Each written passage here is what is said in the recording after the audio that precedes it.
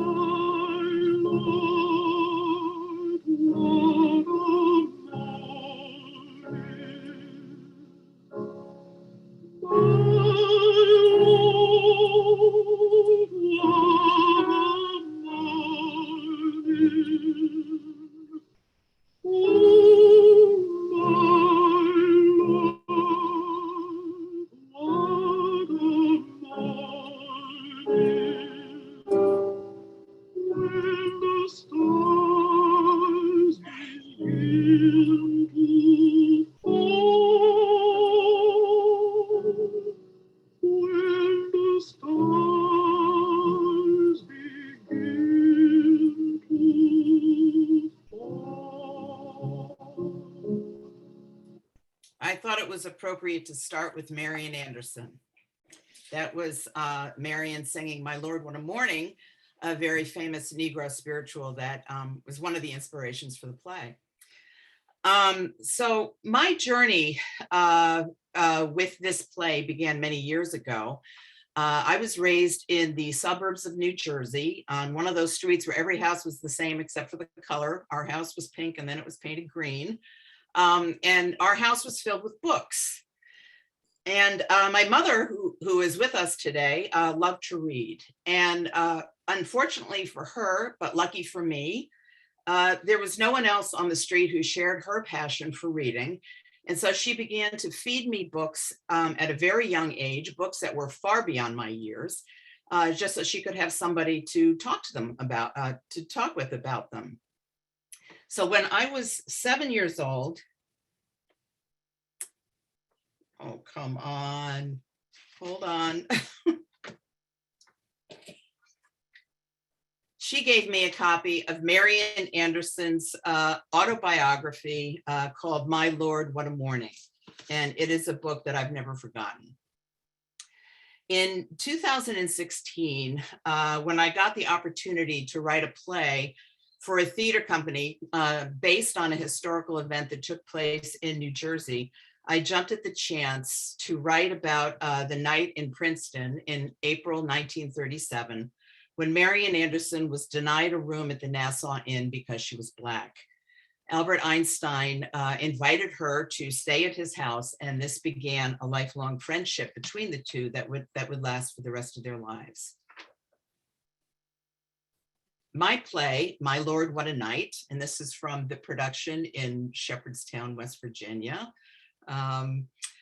tells this story, which ultimately leads to Anderson's historic concert 2 years later at the Lincoln Memorial. So writing this play not only gave me a chance to revisit a beloved book from my childhood, but it enabled me to explore an issue that has since become quite personal. I am married to an African-American man who has been racially profiled by New Jersey police on 5 different occasions since we've been married. And each time this happens, the question of how do we respond presents itself. Do we fight this? Do we let it go? And we've done both on different occasions, but no matter how we choose, there's always a price to pay. And this is the choice that Marian Anderson faced in Princeton in 1937, and again 2 years later in 1939, when the Daughters of the American Revolution denied her the right to sing at Constitution Hall. It's also a choice that Albert Einstein faced as a Jew in Germany, and that the 2 other characters in my play, Abraham Flexner and Mary Church Terrell, who you'll meet shortly, this was a choice that both of them faced as well. And it's a choice that Jews and Blacks and people of every marginalized group today are having to make today with greater frequency, unfortunately. So in addition to resurrecting an important but little known piece of American history, the play also explores the question of how does one respond to injustice? And also, how does one make common cause with friends, family members, and colleagues who have radically different views about how to do that? And these questions were paramount in 1937 as they are today.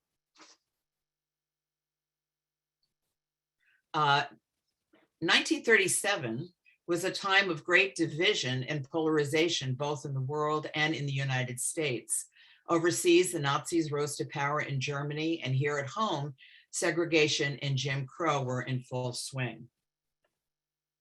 For Albert Einstein, the rise of Nazism posed an imminent personal danger. Einstein was Jewish and was world famous for his discovery of relativity.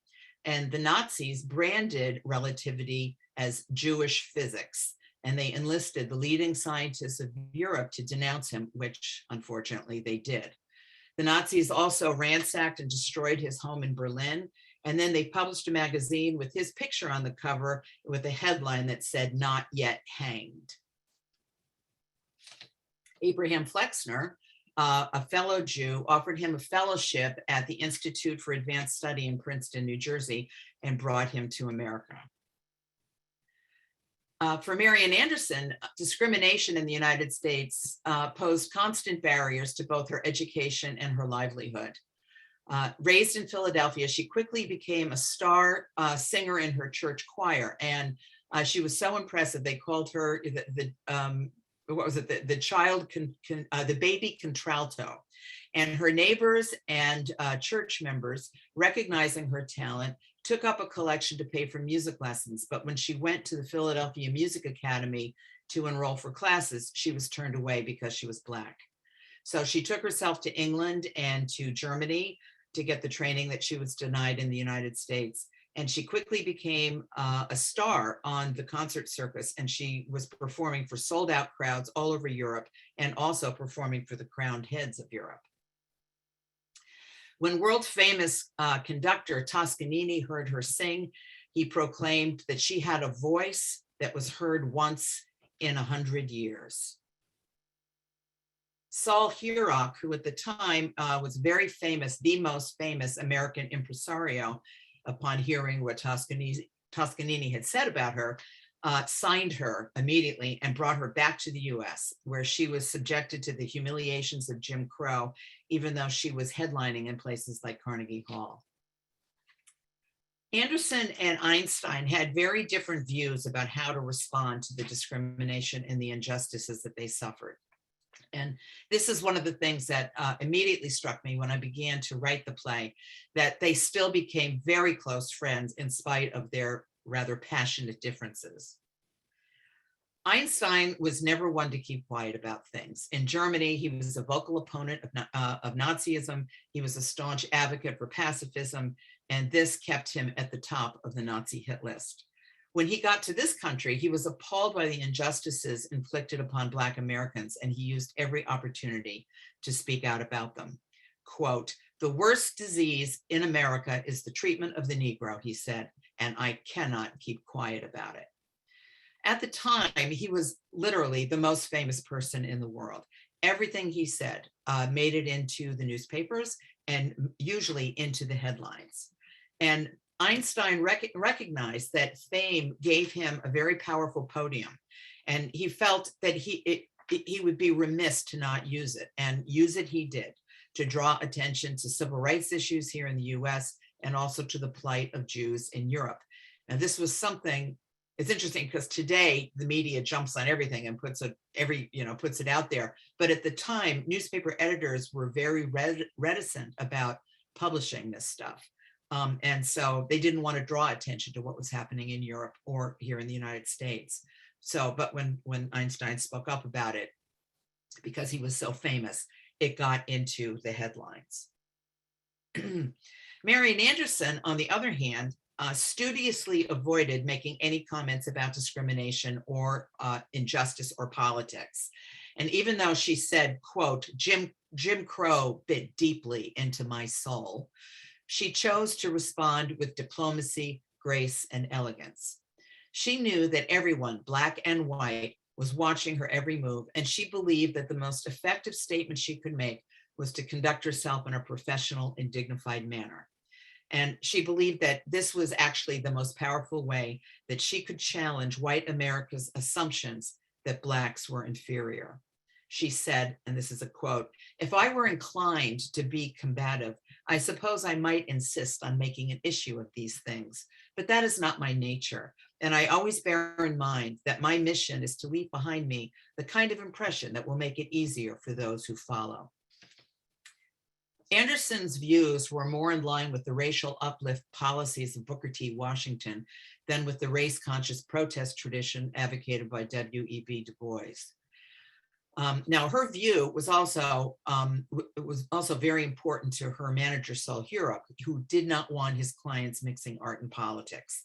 And he recognized that Marian could be what is called a crossover artist, that she could actually attract white audiences, but she could only do that if she was not confrontational. Now, this is not to say that Marian Anderson was neutral on the issue of civil rights. She emphatically was not. She just made her statements in different ways, through her conduct and through music, because she believed that music could speak louder than words, and that in the end, music had more power than any statement or speech that she could deliver. Anderson, by the way, was the first singer to take Negro spirituals and to render them in a classical mode in order to bring attention to their musical sophistication and to give them the stature that they deserved. Through the spirituals, she said, quote, "Black Americans made images out of the Bible that were as vaulting as their aspirations, which helped them escape from the restrictions of segregation." Anderson's refusal to use her fame to speak out about racial injustice was a source of conflict with some members of the Black community who felt that she had a duty to use her fame to do this. And Einstein's refusal to keep quiet about the plight of Jews in Europe was a source of conflict with members of the American Jewish community who wished that he would just shut up and keep his views to himself. At the time, anti-Semitism was rising in the United States, and Jews were facing barriers here as well, not just in Germany. And in fact, Princeton University had a quota. They limited the number of Jewish faculty members and students that they would admit, and they did not admit Black Americans at all. And those Jews who did get in, or who were able to secure appointments at Princeton, didn't want to make waves or draw attention to themselves. They were just really trying to keep their head down during a very volatile period. On the night of Anderson's concert in Princeton, when she was denied a room at the Nassau Inn, and Einstein offered to take her home and give her a place to sleep for the night, the question of how to respond to this injustice immediately presented itself. And into this mix came Abraham Flexner, who was the head of the Institute of Advanced Study at Princeton. And Flexner was the man who rescued Einstein from the Nazis. And this is Flexner. So like Einstein, Flexner was Jewish, but unlike Einstein, he was an avowed assimilationist. He downplayed the fact that he was Jewish in order to, quote, make my way among the Christians. He believed in working quietly behind the scenes to advance Jewish causes instead of protesting injustices or drawing attention to things. So Flexner's approach was very similar, actually, to Marian Anderson's. So like Anderson, Flexner was incredibly successful.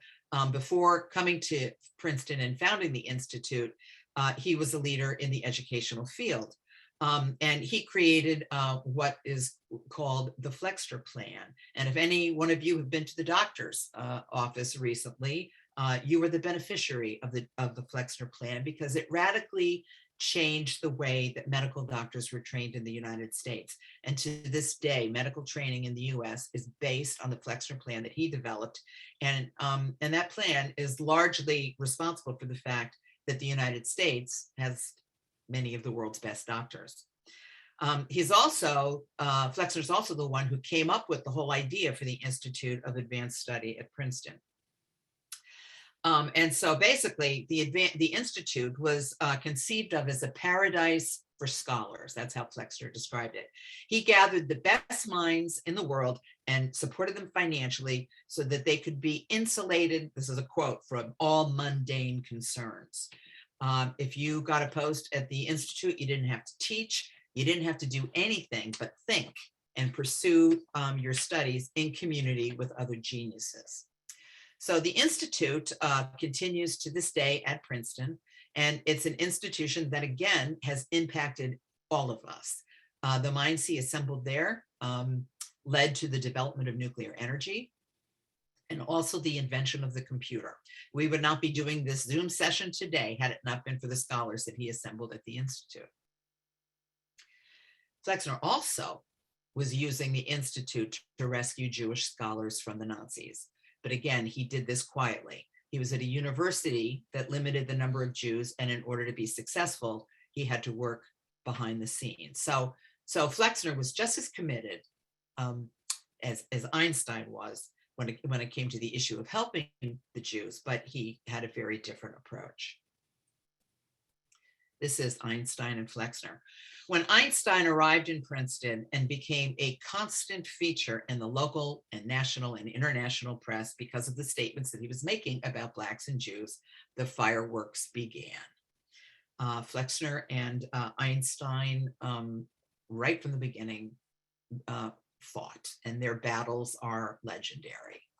The most outrageous incident occurred when Flexner found out that Einstein had developed a friendship with Eleanor Roosevelt, a woman Flexner could not abide.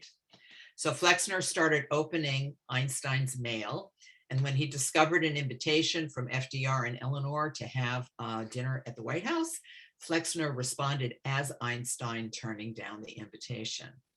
I don't know what he was thinking, because this was quickly revealed. The fireworks began. And after that, Einstein began listing his return address on his envelopes as Concentration Camp Princeton. So needless to say, their relationship was complicated. These two men couldn't stand each other, but they needed each other. Einstein was saved by Flexner from the Nazis, and Einstein, who was the most famous person in the world, was a money magnet for Flexner's Institute. But his Einstein's constant comments to the press about Blacks and Jews were alienating funders, one of whom was the Nassau Inn. The Nassau Inn was the one that kicked out Marian Anderson. Here's a picture of the inn in its first incarnation. So we arrived back at Princeton in that night in 1937 when Marion was kicked out. So a lot of what happened that night is unknown, but this is what is known. That Einstein attended Marion's concert, and that when she was thrown out of, and that he accompanied her back to the hotel, and that when she was thrown out, he took her back to his house and gave her a place to stay. It is known that there's references to a kerfuffle that happened in the community over what happened at the inn and over Einstein's response to it. Einstein was very eager to make a political statement about the event, and Anderson was equally eager to not make a statement about the event. She wanted the whole matter just, swept under the rug.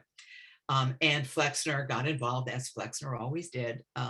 He and the Institute were deeply threatened by what might happen if Einstein used his fame to make a big issue out of this and to cast negative light on the Nassau Inn and the owner of the Nassau Inn, who was one of Princeton's big money bags.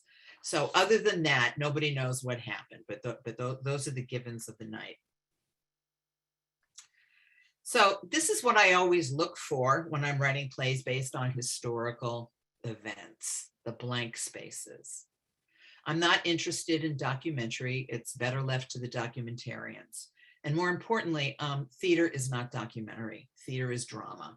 And I'm interested in the insights and the truths that the imagination can provide. So as I began to imagine what the conversations looked like that night, I realized that I needed to add an extra element in order to make the play work dramatically.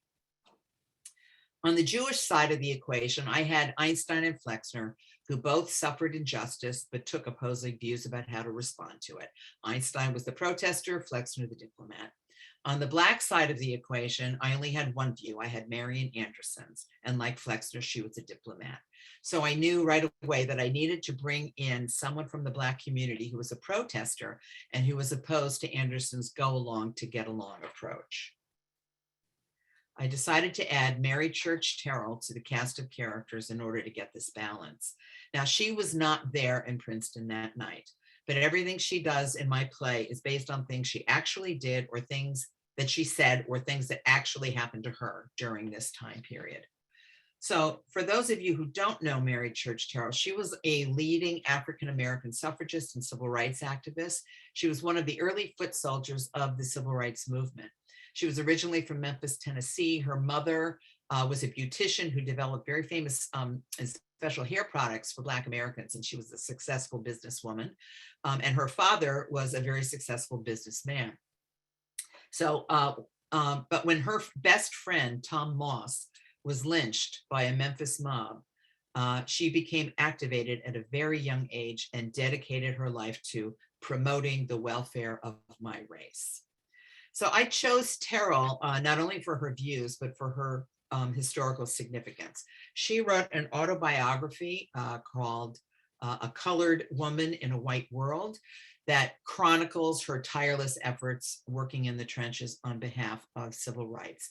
This book is about 430 pages long. And I just have to tell you that I was exhausted by page 5. I mean, what she did by page 5 is more than any of us put together will ever do in our lives.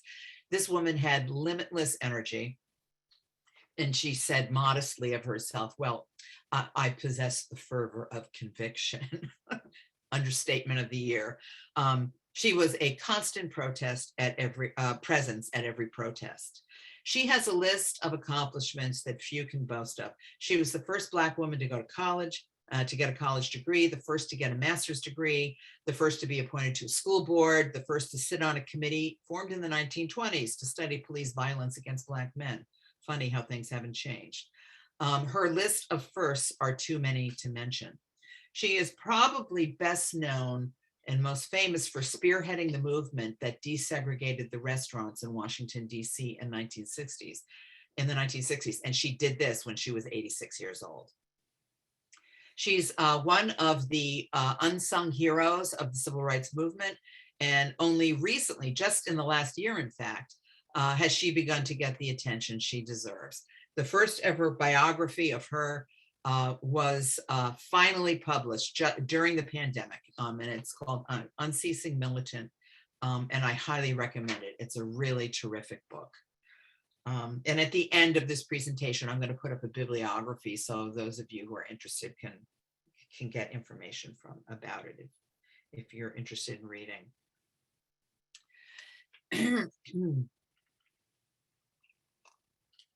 These four personalities and their different points of view, all exceedingly strong, were necessary in order to fully explore the question of the play, which is, how does one respond to injustice? And this question was urgent for all of them in their lives, and just as it was urgent for that night in 1937. Now, talk playwriting a little bit. In dramatic terms, this event has what we playwrights refer to as stakes. We always say at the beginning of every play, what's the Passover question? Why is tonight different than any other night? It's because tonight something huge, something important happened that rocks the world of the characters. So in 1937, what to do that night was a high stakes question for everyone involved when Marion was thrown out of the Nassau Inn, because everybody had something to lose. So for Anderson, she could lose her career, and her manager, who expressly forbade her to make comments about politics or about, injustice, anything. She was not to make comments. For Einstein, it was really the event posed a moral dilemma. I mean, he lose his own self-respect. He felt morally obligated to speak out and to point to injustices. But if he did that, he was going to lose Marian Anderson's friendship. For Flexner, the funding for his institute and his ability to rescue Jewish scholars from the Nazis was threatened if Einstein, made a fuss and got the funding pulled. And for Mary Church Terrell, this event offered her a rare opportunity to advance the civil rights cause, which at that time was languishing, and it was the cause that she had dedicated her life to. So another way to say this is that the situation was fraught and full of conflict, and that is always good in a drama. So it was my hope that through the battle that would be waged over the very simple question of what to do, that we in the audience would hopefully get to see the complexities involved in situations like this. And I also, wanted the audience to witness how it was possible for four passionate people who were greatly polarized in their views, how they were able to work together and work through their differences in a civil manner and arrive at solutions without resorting to name-calling, hatred, or violence. So over the course of the evening, which all takes place in Einstein's study, while there's this army of reporters that are camping out on the front lawn, we witness these four giants of American history struggle with these questions. And throughout the night, alliances shift as the arguments intensify. There are times Anderson and Flexner are opposed. There are times when they're completely aligned. Sometimes the women are opposed to the men. Sometimes the Blacks are opposed to the Jews. Mary Church Terrell and Flexner, who are on the opposite ends of the spectrum, find themselves in agreement and then in opposition, just as Anderson and Einstein do. So the first version of the play was a one act, actually. The commission that I referenced before, that I received from Premier Stages and the Liberty Museum in Union, New Jersey, was for a 45-minute play that would be performed in the museum as a sort of living history exhibit. And while I was working on it at the museum, I realized that the Nassau Inn incident in Princeton was simply prelude to a more significant event that took place 2 years later, when Marian Anderson sang at the Lincoln Memorial after the Daughters of the American Revolution refused to book her into Constitution Hall. The Lincoln Memorial Concert is viewed by historians as the starting bell to the civil rights movement that culminated in the 1960s. It forever changed the Black experience in America because it was the moment when the civil rights issue broke through to the national audience. Not only were 75,000 people in attendance at the Mall of Washington when she sang, but her concert was broadcast on the radio. And my mother, who is with us today, remembers as a child sitting by the radio listening to this concert. Anderson's concert also established the National Mall and the Lincoln Memorial as the site and symbol of civic protest in the United States. And in fact, the symbolic value of Anderson's concert at the memorial was later invoked by the organizers of the March on Washington, who in the 1960s, who fully understood the significance of the location. And in fact, Marian Anderson sang at that march when Martin Luther King Jr. delivered his "I Have a Dream" speech. And that sealed forever the symbolic importance of the Lincoln Memorial to the civil rights movement and to American culture at large. And to this day, when we march on Washington, we go to the National Mall and we stand beneath the Lincoln Memorial. And that is because of Marian Anderson.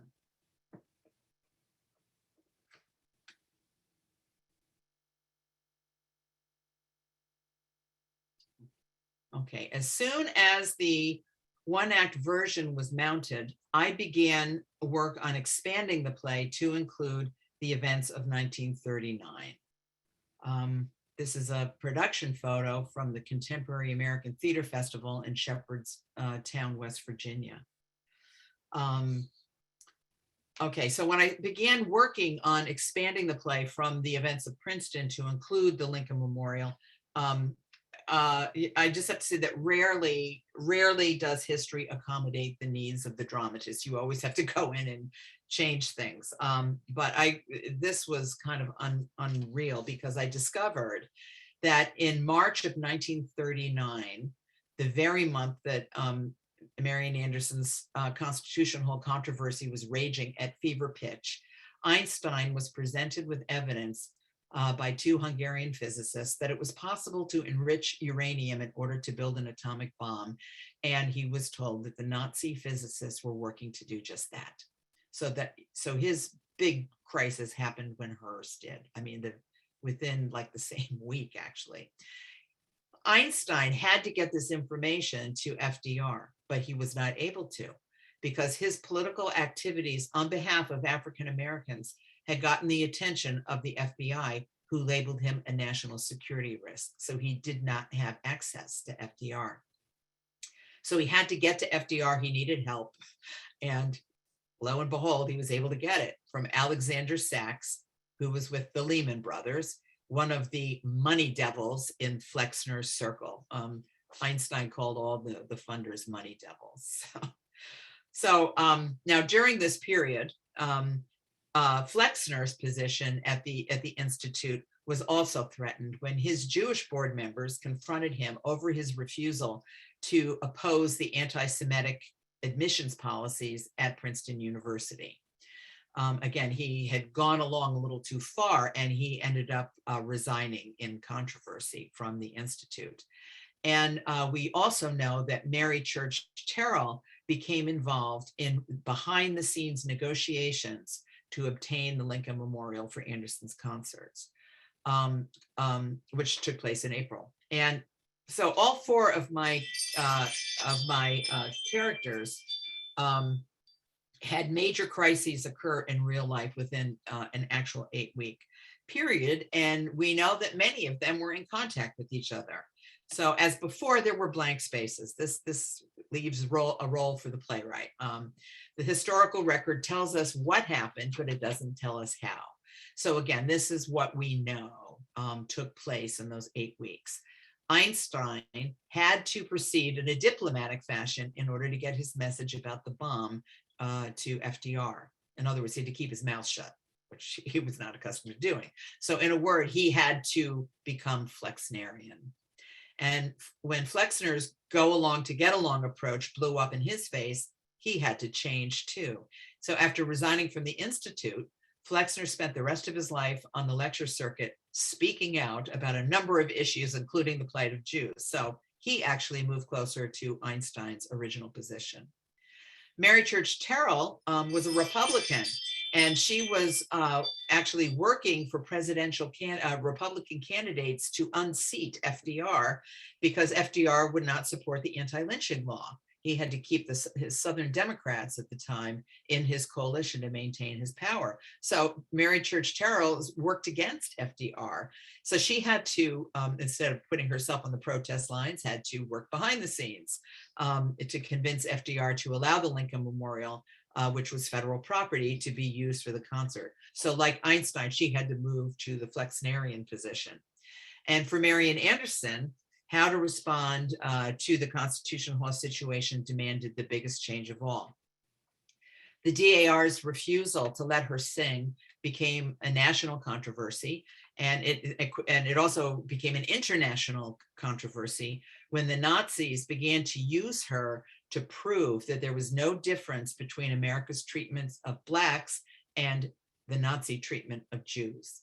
So in the end, whether she liked it or not, she realized that she had become a symbol of her people. And she knew that she had to make a statement, and she knew she had to appear for the concert.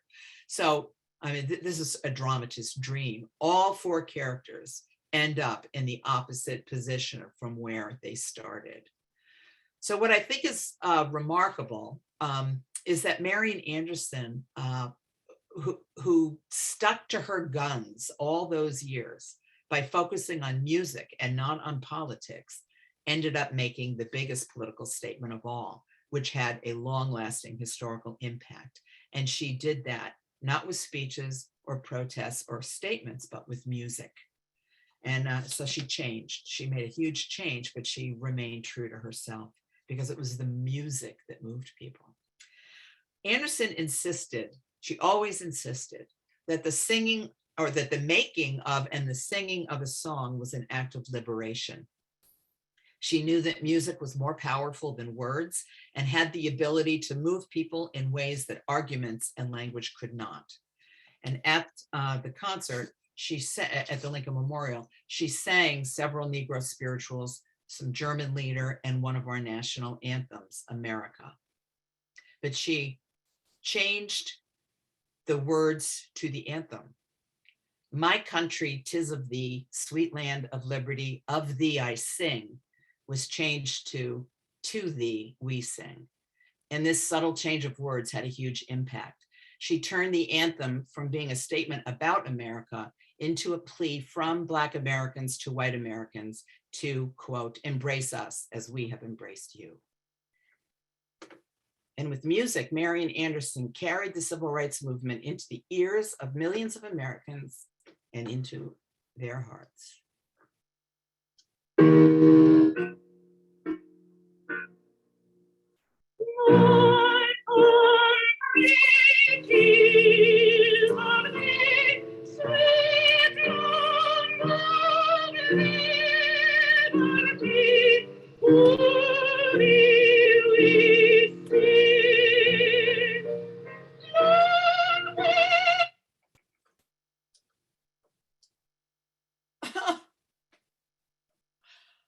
My computer crashed in the middle of her song. I'm sorry. Shall we try that again? Oh, one more time. Darn it, I almost got through.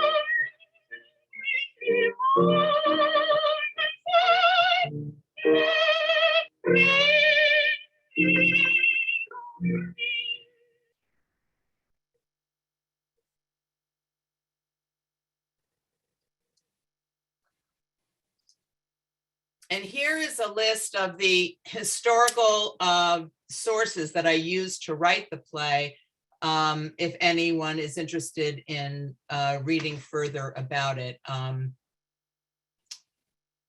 So that's it. So I'm happy to take any questions.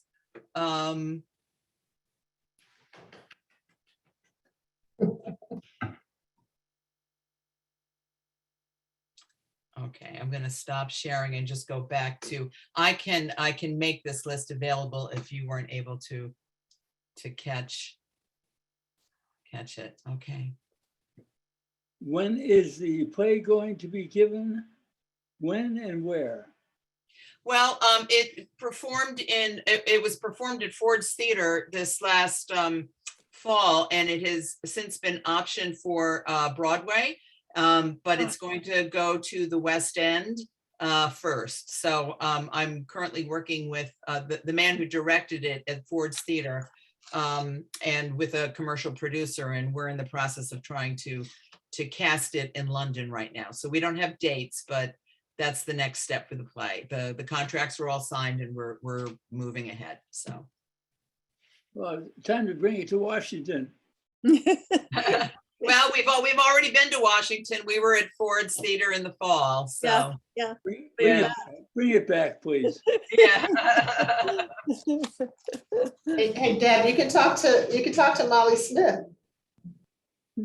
Yeah. Right. So. Well, I have a question and a comment. The play has such a timely and universal theme, and it's also such a great human interest story. I've seen the play, and I just wonder to what extent this history of these four people was known before, or widely known in New Jersey, let alone America. I mean, it's such a great story. Yeah, I mean, it's really interesting. You know, we Americans aren't so good about knowing our history, and it's kind of it's appalling to me that somebody as significant as Marian Anderson is unknown to so many people, because I mean, she literally, this concert changed the country, and her impact was huge. I mean, I don't know if anybody here watched the Aretha Franklin funeral. Yeah. Okay, well, Aretha Franklin bows to Marian Anderson and said, I would not do what I had done. I could not have done had it not been for Marian Anderson. She was my inspiration. I listened to her albums. What is curious is that this incident that happened in Princeton it's in the historical record. It's referenced. It's, you know, but again, I think it was at the time, newspapers didn't pick up on things in the way that we do today. It was sort of, you know, there were a lot of people who wanted that swept under the rug. It didn't make Princeton look terribly good. So there's not, I mean, it's there, it's in the historical record in plain sight, but a lot of people just don't know about it. And the DAR controversy is actually much more well known, but I'm surprised at how many people come up to me and they don't even know who Marian Anderson is. Oh my God. You know, but you know, the new $5 bill, when that finally happens, Obama put the back of the Lincoln 5 is going to be that picture of Marian Anderson at the Lincoln Memorial. And then when Trump became president, he canceled that, and then Biden just put it back in. So I don't know how long it takes to get the currency printed, but as of now, she's back on the back. She will be on the back of the new $5 bill. Well, there actually seems to be a move to squelch our history, not celebrate it, which I applaud you for bringing this play to the attention, because you can't squelch this play for sure. Did people hear who were listening to her sing that day? Did they hear that she had revised the wording just a little bit? Did the newspapers pick that up? I don't know if they did, but you know, this is a big anniversary year for her concert, and so PBS just came out with a new Marian Anderson documentary. There's two of them. There's one on the American Experience. If you go into the PBS archive, there's two Marian Anderson documentaries, and they're fabulous. And NPR did a big story on her, and NPR picked up on this. So how many people were aware of it at the time? I don't know. I don't. Maybe they thought she flubbed the lines, but it was a very deliberate change that she had made. Yeah, thank you. Yeah.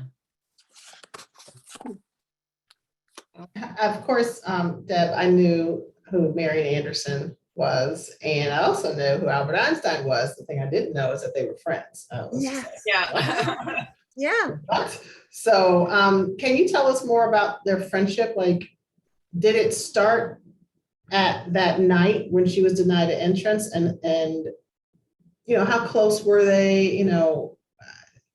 Yeah. Yes, it did start that night. Now, what's interesting is, Einstein was also a violinist. He was a passionate lover of classical music. And so today we'd say he was fanboying her. There's a picture of him backstage at Carnegie Hall trying to meet her, so he was like, this fan. And of course, when she performed in Princeton, he was backstage, to meet her as well. So, but the friendship didn't start until he invited her back to the house, which also the other thing, and this is in the play as well, it was in 1937, men did not bring women back to their homes, and white men certainly did not bring Black women back to their homes, but there was nothing like that between them. They were very good friends. Now, she references staying with him. She stayed with him whenever she came through the area. And so for 18 years after that, she stayed with him all the time. And they were very good friends. And she actually visited him shortly before his death. And she knew that it was the last time that she would see him because he was in poor health. So they were very good friends. And she, for 18 years, several times a year, would stay there. And it was just the Einstein Hotel for her. And yeah. Great stories. Yeah. Yeah. Oh. Deborah, the thing that fascinated me about the play was the dialogue. It was so rich. There was so much quick, intelligent, rapid fire, intense dialogue. And I know that's, as a dramatist, that's how you develop these characters and flush them out with all this dialogue. And I'm super impressed by your, playwriting ability to do that. I only wish I could do that in just a proposal or something, but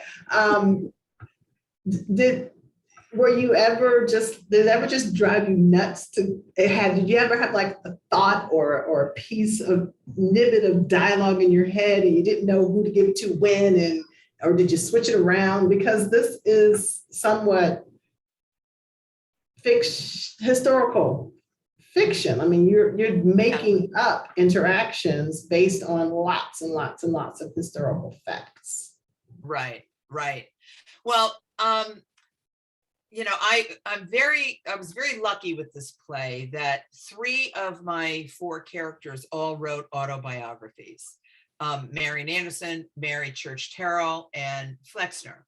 And Einstein did not write an autobiography, but he was the most verbal person in the world, and he's the most quoted person in the world. I mean, there's reams and reams and reams of statements. And so I was able to really sort of immerse myself in their language. Now, of course, the language of 1937 is very different than the language of today. It was a time of great propriety, and manners were everything, and they had ways of speaking to each other. And every, they say that like every 8 years about the language really shifts in terms of its music and the addition of new words and the way people put things together. So I really, had to steep myself. And I was lucky I had original sources, right? I had their words. And so I was able to really get a sense for, their individual music. And I was able to, take some of their words and sort of refashion them for my purposes, or expressions that they would use, that sort of thing.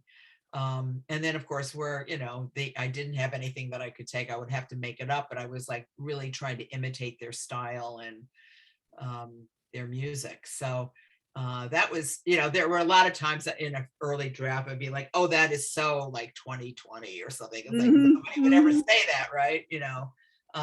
And I guess one of the awkward things about writing the play was the incredible formality of the way they spoke to each other. And by the end of this project, I really yearned for that. It was especially important that you always address people as Miss Anderson. You don't call Marion, you don't call Albert, and only when you become personally connected as friends do you then go to the familiar. And of course, calling Black folks by their first name was a way to diminish them and not show respect in 1937. It was actually an insult. And so like Mary Church Terrell and Marion were like very, very formal in Professor Einstein, Professor Flexner, Miss Anderson, and that felt awkward because we don't talk like that. We don't, but that was how they did it. And I felt that it was, really important to render this play with as much specificity as possible. So that, because I felt like the more 1937 it was, the more we would see 2020 in it. Because the issues are all the same, right? Even though the language and everything is different. So anyway, that's how I did that. Can I just pick up on what Sherry said? I don't have my glasses on. Yeah, Sherry. I'm also just so curious about how you had to kind of immerse yourself and speak. And I know you did lots of research. I understand that, but still you had to speak on behalf of these highly sophisticated intellectual people. Marion was educated in Europe. I mean, they were really intense intellectuals living a life that most of us don't live. And then you went and did the Women of Lockerbie, or maybe it's the reverse. And again, you had to immerse yourself into a different culture. I'm not saying you're not part of the intellectual culture, but you had to again, speak on behalf of people who were foreign to you in many ways. Can you tell us about what equips you to do that? What is your background? What did you study in college? I'm curious how you came to this place. Yeah, well, I was an English major in college. And then I also worked I did a master's in political science, and I actually worked in Alaskan politics for a while. And, but, I was one of those kids, thanks to my mom, who was reading before I was crawling practically. I mean, she fed me books, and I was reading books way beyond my years, starting with at a very young age. So, and I was just one of those nerdy kids that always had my nose in a book. But in terms of, being able to, it's the imagination is a muscle like anything, it's, if you're an athlete, you have to keep your muscles in good shape or they'll sort of wither on you. Well, your brain is the same way, the same thing. And the imagination is the ability to sort of extend yourself and put yourself into somebody else's shoes. It actually requires a heightened sense of empathy. It's not an intellectual call. And so that's sort of the key to writing characters, is to sort of, inside, close your eyes and imagine, well, I've just, performed for the Crowned Heads of Europe, and I go to a hotel after giving a sellout concert and somebody literally throws me into the gutter. I mean, what does that feel like? You know what I mean? So I inhabit the characters and try to write them from the inside. And I meld that with the research about what I know about as much as I can tell, what I know about the way they speak and what I know about their lives. But it's really, it's an imaginative Yeah. thing. And it's empathy. And it's, I think this is why, like in ancient Greece, it was required to go to the theater. It was required because theater was considered necessary for democracy, because theater is the practice of empathy. And the audience has to put themselves into the shoes of the people on stage. And by practicing empathy through theater going, it was believed by the Greeks that you became a better citizen because you became more empathic, and that empathy was a requirement for democracy. Yeah. So that's the process that I use as a playwright. It's a process that the actor uses, and it should be the process that the audience does, that we feel for the characters. We imagine, we go on the journey with them, so we know what it feels like to be thrown into the gutter, right? Or whatever. Yeah. So, Great. yeah. Any other questions? Well, When is it playing at West End? So Michael and I can plan our trip. well, I will let you know, of course, but Yeah. you now become dependent on the stars that they're trying to put into the roles. So, and their schedule. So we're all waiting, and offers are going out and stuff like that. So Stars sound good. yeah, well, that's what you need to sell a play on Broadway and on the West End. You need names. So they're the producers chasing stars. So I'll let you know. What's the role of the playwright after the play, when the play is being when the play is being acted, when the play is active? Well, on major productions, when you're on your first production, you're very involved, as I was in West Virginia. At each step I do rewrites, I'm involved. Contractually, they have to involve me in anything commercial, West End or Broadway, forever. I am part of the casting decisions. I don't have veto power. I'm one of many people who's weighing in. It's a collaborative art form. I have every expectation that I will be asked to rewrite certain things. That always happens. Plays are constantly being revised. So I need to be there in rehearsals. And I think after it finishes its first commercial run is when the play will get set. And at that point, it'll be published. Yeah. So I will be involved. That's great. Yeah. Your baby. Yeah. Yeah. Deborah, we want to thank you so much for spending some time with us this afternoon. It was so interesting. Great. Well, it was my pleasure. Thank you. Oh, thank you. It was wonderful. Thank you. Okay. Thanks And for setting this up, Sherry. And this is recorded, so people can watch it afterwards or tell their friends about it. Okay. Thank you. Thank you. Bye. Thank you. Thank Bye, you. Dad. Thank you. Bye, Dr. Lozier. Bye.